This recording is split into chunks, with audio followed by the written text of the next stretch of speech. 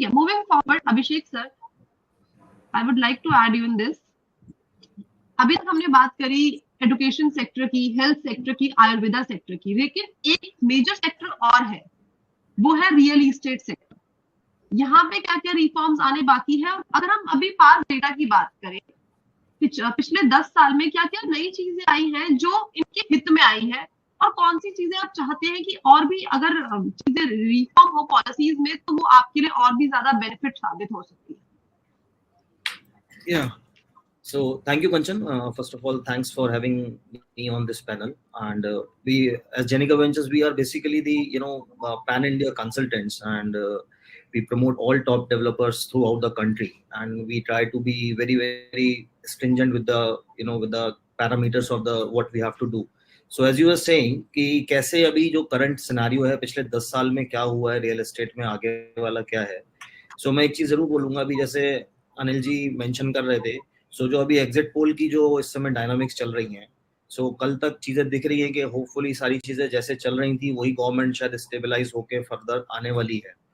और पिछले 10 साल में या पिछले 3-4-5 साल में जो रियल एस्टेट में हुआ है, और खासकर दिल्ली एनसीआर अगर मैं बोलूं, एंड अगर मैं सारे डेटा आपको पैन इंडिया भी दे सकता हूँ, सो ओवरऑल एक स्टेबिलिटी सेक्टर में भी आई है. This was suppose to be the most unorganised sector.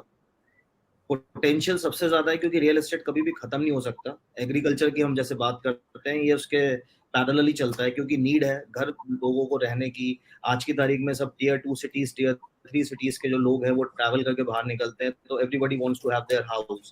और जो लोकल भी होते हैं, तो एक रियल एस्टेट एक ऐसा सेक्टर है जिसका कभी भी नीड कभी खत्म नहीं हो सकती, और इसका एब्जॉर्प्शन रेशियो कंटिन्यूअस है. बट यस, इसमें एक थोड़ा सा ब्लेसिंग एंड डिस्गाइज वाली चीज थी कि पॉलिसीज बहुत लूप होल्स थे, पॉलिसीज में बहुत कुछ गैप्स थे विद द टाइम जो गवर्नमेंट्स ने लेकर आए, जिसकी वजह से बहुत सारी जगह पे ऐसा रहा कि जहाँ डेवलपर्स ने उस गैप को आइडेंटिफाई करके और चीजें कुछ ना कुछ मिस आउट करी, एंड उससे सेंटिमेंट्स ब्रेक हुए विद द टाइम.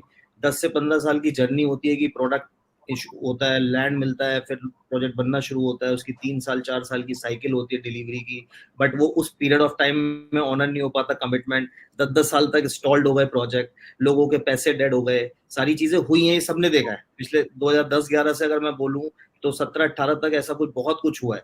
कोविड आया, COVID has turned out as a revolution for our industry, I would say, in the sense of course जो हिट्स हुए वो तो हुए, बट एक माइंडसेट ओपन हुआ, जिससे आज की तारीख में अगर करंट डायनामिक्स में बताऊं आपको, तो जो लोग 50 लाख रुपए का घर देखते थे या 1 करोड़ का करते थे, आज उन्होंने अपने आप को मल्टीप्लाई कर दिया कि बड़े घर की जरूरत है.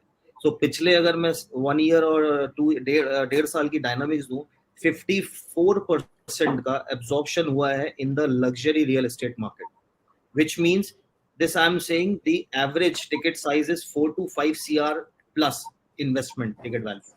तो लोग बड़े घर की तरफ गए. ये एक डायनामिक्स है जो पोस्ट कोविड लोगों ने एहसास किया, उस पे आए हैं. डेफिनेटली एक द सेम टाइम जो पॉलिसीज रिफॉर्म आए, जैसे रेगुलेटरी आ गया, RERA which we call it a RERA regulatory, जैसे आरबीआई है, जैसे IRDA है, जितने भी आपकी रेगुलेटरी रिफॉर्म्स हैं, तो इन रियल एस्टेट में बहुत जरूरी था एक रेगुलेटरी का आना. ये जब से आया उसके बाद टाइम लगता है चीजों में होते होते, बट 2020-21-22 मतलब 21 के बाद बोलूं प्रिसाइजली, सो गवर्नमेंट बहुत सारी चीजों में पॉलिसीज ला रही थी. आज इतनी स्ट्रॉन्ग पॉलिसीज आ चुकी हैं कि आप एज अ डेवलपर पूरा प्लॉट का जब तक 100% पेड अप नहीं करते, आप प्रोडक्ट के ऊपर आपको अलाउड ही नहीं है कि आप उसको लॉन्च करने की स्टेज में आ पाए. 100% पेड अप होगा.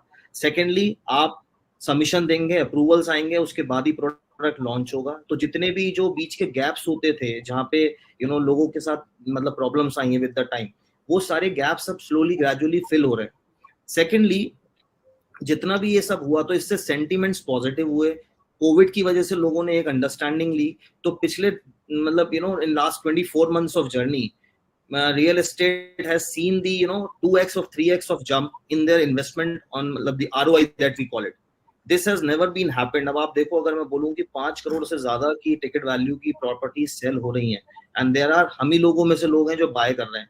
तो उसका सबसे बड़ा काम है कि गवर्नमेंट ने जो नॉर्म्स लेकर आई, जो पॉलिसीज इंप्लीमेंट करी हैं, उससे एक फेथ, उससे एक कंफर्ट, एक सिक्योरिटी बायर्स के तरफ बढ़ रहा है, जहाँ पे वो चीजें निकल के बाहर आ रहे हैं. और ये जो पॉलिसीज गवर्नमेंट लेकर आई है, उसका सिंगल उद्देश्य है कि जो लोग बैक पे स्ट्रॉन्ग है, builders like Godrej, Tata, Max, जितनी लिस्टेड नेम्स है प्रॉब्ली, क्योंकि they are those back you know the strength wise or capital wise की वन शॉट पेमेंट कर सकते हैं, चीजें ला सकते हैं, फिर उनकी ब्रांड अटैच हो जाती है कि आपकी एक क्रेडिबिलिटी अटैच हो जाती है that you have to deliver, and delivery in our industry is the most important thing which was missing. So with this government thing, of course there are a lot of changes happened, and मैं उम्मीद कर रहा हूँ कि ये government जब ये अगर ये रिपीट कर गई है कल के बाद, so definitely in next 2-3 years there would be much more to see in the real estate as a positive sentiments, as the investment also. But जो लास्ट हम जो बोलते हैं, जो कि एक सपने से जो घर लिया जाता है, इन्वेस्टमेंट किया जाता है, उसका पैसा मरे नहीं, उसको चीजें मिल जाए उस कस्टमर को